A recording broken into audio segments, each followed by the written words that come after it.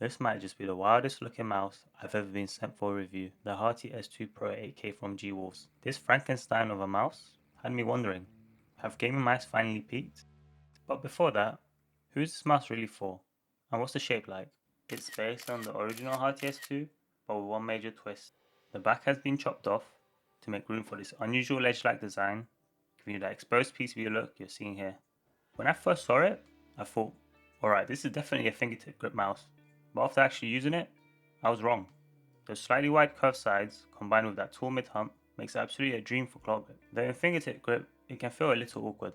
Overall, I do like the shape. It took me a little time to adjust, even with my 18x9cm hands, as it initially felt a touch small. But after a few hours, it really started to click with me. G-Wolves list the weight at 28.4 grams. My scale, the primitive beast that it is, with no decimal points. Seriously, I do need to upgrade this thing. Shows at 29 grams. That's basically spot on. I'm not about to roast them over 0.6 grams. And if that weight's a problem for you, maybe, just maybe it's time to hit the gym. Despite only weighing 29 grams, the mouse feels structurally solid, no creaks, no rattles, nothing to complain about. That's all thanks to the unique way the PCB is designed to support the shell, which is cleverly engineered to achieve such a lightweight mouse. Now it's not all sunshine and rainbows. I need to rant for a second. Holy hell. This mouse couldn't have more holes in the shell if it tried. There are even holes in the skates. So, if you've got trypophobia, I say don't get within 10 meters of this thing. Yes, I get it. All of this is to keep the weight under 30 grams. But honestly, at this point, I'd rather they just make it a few grams heavier than whatever this is. One more thing, before I get back to the good stuff. Like nearly every G-Wolves mouse, this has no coating whatsoever.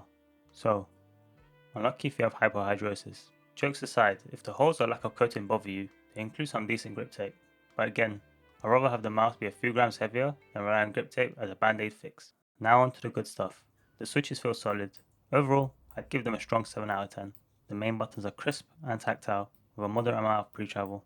The side buttons are equally sharp and tactile, also with a moderate amount of pre-travel. The scroll wheel is interesting. It uses a textured material, similar to anti-slip tactile paving you see on sidewalks. It feels great to the touch, scrolls smoothly with light defined steps, and pressing it down feels just right. Not too stiff, not too soft.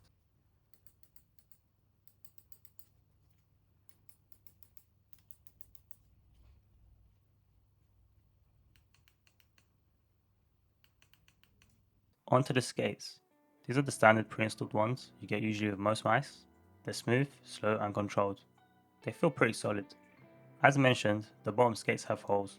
In use, it's not a huge deal, but I can see them causing a bit of an air drag on certain mousepads, especially softer ones. That said, G-Wolves do include extra dot or full-size skates in the box, so you can swap them out if you want. It's not a big issue. Battery life and performance. I've been using the mouse exclusively at 1K, and the battery life is impressive. After about 7 days of on and off use, including around 20 hours in Battlefield 6 beta, I was still around 50% battery. You can draw your own conclusion with that. Performance wise, I haven't noticed anything off. Like always, I'm not diving into numbers or metrics, that's just not my thing, and in 2025, I don't see a point. What matters is that it feels great in actual use, and this mouse delivers. Moving on, I reviewed a few G-Wolves mice recently, and like I mentioned, the software is solid. They offer a web-based driver where you can tweak all your settings. It's simple, easy to navigate, and once you've set up your mouse, I doubt you ever need to open it again. So in conclusion, what do I think of the HT-S2 Pro 8K? $159 is definitely on the expensive side, no sugarcoating that. When you look at the bigger picture, there aren't many companies competing with G-Wolves in the 20 to 30 gram range.